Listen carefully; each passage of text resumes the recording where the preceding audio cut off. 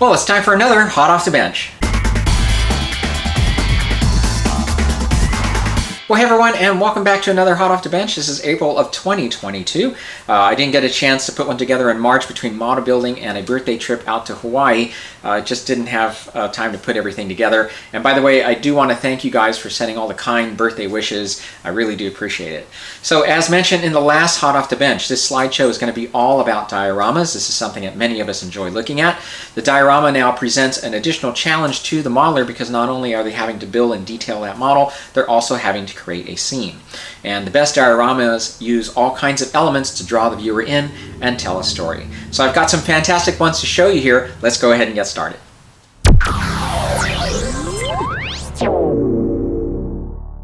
First up is a diorama by modeler David Eves, which is a scene from the 1977 movie Capricorn 1. Here we see the three astronauts on foot after having crashed in the middle of nowhere. Included in the diorama is the Learjet that they use to escape captivity, along with the choppers that are used to pursue them, and the crop dusting biplane that the hero of the movie hires to find one of the astronauts. All of the models are 1/72 in scale. The helicopters are OH-6A Cayuse choppers from Italieri. The biplane is the Revell Stearman Cadet, and I have to say I just love how he includes the astronaut hanging onto the wing there, depicting the exciting chase scene from the movie. And the Learjet is from Mach 2. David did such a fantastic job with the bills and the realistic display he created to bring it all together. This is a movie I haven't seen in a while, and I definitely have to rewatch it. Thanks for sending these pictures, Dave. And next we have a couple of dioramas by modeler Barry Megan. The first features the Spindrift from Land of the Giants. This is the old Aurora kit, and Barry includes the figures that were supplied with the model. He scratch-built the stairway using aluminum tubing and sheet plastic. The rocks and base were carved from styrofoam. I think you'll agree he did an excellent job here with all of the surrounding plants and detailing. And here we have the Lost in Space Space Pod. This is the Mobius kit, which has been outfitted with a fusion core from Tenna Controls. He added the front and rear spotlights, along with blinking lights in the faceplate.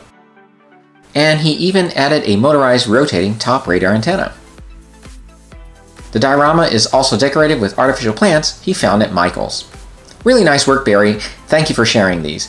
You can check out more of his work at GeminiModelBuildUpStudios.com, where he also provides commission building services if you're interested, and a link to this site and his YouTube channel are listed below. Next is a build from Ken Skiffington of the Ares from 2001 on a landing pad. The model is from YayMonsters.com and is 1/144 in scale.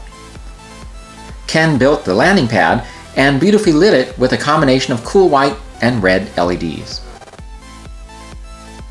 Thanks for sharing, Ken. This is really nice work.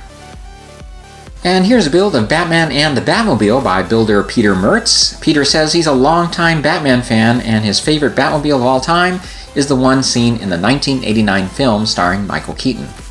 As you can see, Peter added lighting to both the interior and exterior of the car. As an added touch, he also installed lighting underneath the Batmobile, which looks great. And he finished the diorama with the bat signal that you see here. Outstanding job with this, Peter. Thanks for sending these pictures. Next, we have this diorama of the C-57D from Forbidden Planet by modelers Tony and Alfonso. This is the 1/144 polar lights kit of the ship, and the Tenna Controls lighting kit was used to create the effect of the lit engine core.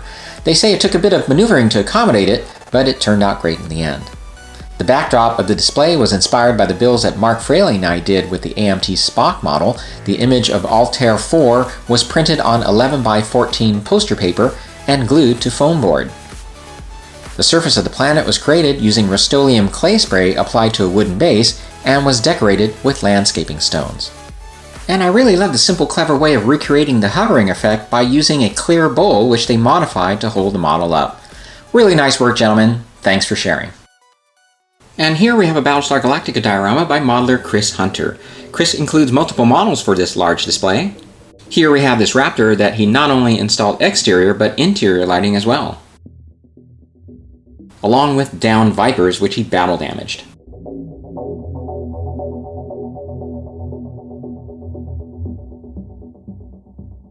And sitting nearby is this Cylon Raider.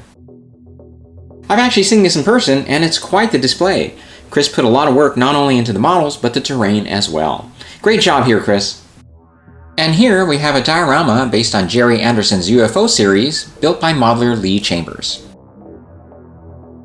The UFO kit was made by Shed Models back in the 1980s that he describes as a vacuum-formed white metal kit. The Shadowmobile is a resin kit he purchased off eBay. To light the Shadowmobile, he used a fiber optic strand and antenna controls kit to light the UFO. And the base was scratch built using Woodland Scenic products. If you'd like to see more of the build, see a link to his channel below. Another nice build there, Lee. Thank you for sharing. Now let's take a journey into the Star Wars universe, beginning with this build by Christianus Castus Anima that he calls Lost in Ice. Christianus used a Revell 1/12300 Star Destroyer kit for this haunting diorama, which depicts a frozen hulk of an Imperial Star Destroyer. He did a beautiful job creating a cold, empty, lonely, desolate world, making the viewer wonder how it got there. This diorama makes me think of the broken hulks we've seen in some of the recent Star Wars movies, and the pictures he's provided here make the diorama look huge. But just check out this shot of Christianus holding the piece, which gives you an idea of its true size. And here are a few pictures of how the diorama was constructed. The rocks were made of styrodor that were shaped with a Dremel. This was followed by a layer of wood glue, then 4 to 5 layers of different shades of gray. The ice on the Star Destroyer consists of Mod Podge and cotton wool. The base was coated with NOCH snow paste and a thin layer of NOCH snow powder, which was sprinkled on using a tea strainer. Really nice work here, Christianus. Thanks for allowing me to share it. And next up we have this build by modeler Jim Paul Jr. depicting a scene from Return of the Jedi. This is the Bandai 148 AT-ST, which is mounted onto a 1 square foot base. To create the terrain element, Jim used very fine tree roots to show roots growing out of the hillside, and to create vines that climb up the trees. To create the ground moss, he used finely ground foam, and the ferns are plastic plants he bought at Walmart. Jim has extensive experience with model trains, and so he's created all kinds of simulated terrains and displays throughout the years, and his experience definitely shows here. If you'd like to know more about how he built this amazing piece, check out the link to his channel below. Thanks for sharing, Jim. I really love your work. And modeler Chris Ford is next here with this diorama of a downed AT-AT. This uses models that are 1/48 in scale, and in this one, you see the defeated AT-AT circled by 2 snowspeeders, with stormtroopers doing their best to fend off the assault.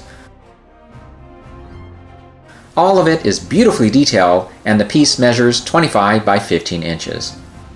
What a great job Chris did here with depicting an exciting scene, and if you'd like to see more of his work, you can check him out on Instagram. He is actually working on a couple of self-published books about his builds and model works. One will be dedicated to his Star Wars projects, the second focusing on various other projects. Thanks, Chris, for sharing these. And just check out this amazing diorama by modeler Michael Karateka Norville. This was built using 2 of the Attack on Death Star kits from Bandai. He added in the other models, including this beautifully done Millennium Falcon. The entire back wall is 3D printed, and the completed display measures 2.5 feet in length. Michael says it took 2 years to build this homage of his favorite scene from Star Wars. He actually stopped work midway because he wanted to wait till his friend was able to help him print the back wall.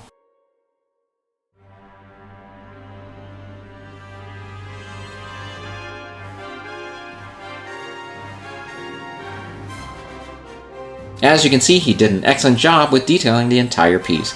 Outstanding work there, Michael. Thanks for sharing.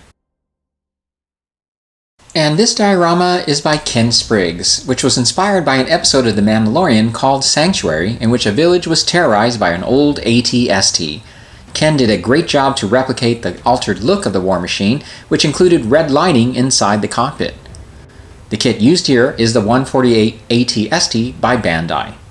To create the convincing terrain, Ken used stone clay over foamular, along with scenic material for the plants and logs.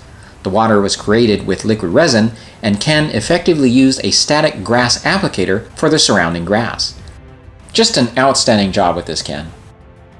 And here's one from modeler Mark Fraley of a Rebel hangar. The X-Wing is the 172 kit from Bandai that he did an exquisite job with weathering and detailing. Mark scratch-built the temple wall from foam and the column using a medicine cup, plastic tubing along with some other bits and pieces. The figures were modified from a 172 Hasegawa set, and C-3PO and R2-D2 were 3D printed. This diorama deservedly placed first in the sci-fi diorama category and also won Spectator Choice at the regional IPMS Model Zona in Phoenix. It was also awarded first place at IPMS Nationals. And in addition to all of that, it's been published in the IPMS Nationals Journal. Just an outstanding build here, Mart, and congratulations on all the well-deserved recognition. And to end our slideshow, we have a couple of builds from Mike Walston. First is a Ghost in Shell diorama, which he calls Don't Touch My Takekoma, which features 2 ships, a figure, and a backdrop. This ship here is called a Takekoma, which is an intelligent tank shaped like a spider. Mike used a 1/24 scale Takekoma kit by Wave that he battle damaged. He created the surface damage using solder splats, then proceeded to blow out one of its eyeballs. This here is a figure of the Major, and he damaged the arm with scraps of wire. Mike then kit bashed a Slave 1 kit with parts from a bird of prey to create a Section 6 tactical police hovercraft, which was also lit with LEDs. The street scene was scratch built with design elements from the original Ghost in Shell and Blade Runner. Mike says a typical build like this can take him up to 3 months. Very creative, Mike. And lastly is this amazing space dock, which was inspired by some famous concept illustrations done by master artist Ralph McQuarrie, which were made for a never-produced Trek film called Planet of the Titans. His work included a design for a space dock and a reworking of the Enterprise itself, and like Mike, I first saw these illustrations when they were featured years ago in Starlog magazine. So first, let's take a look at the Enterprise that Mike built here. The ship was built using a Polar Lights Discovery kit bash engineering hull, along with an Enterprise B saucer section, and the engines were made from plastic tubing. There are also other ships featured within the dock, including a Constitution-class refit, a battle-damaged Enterprise E, and a Defiant. If you look closely, you'll also see some runabouts for extra measure, and those are from a DS9 kit.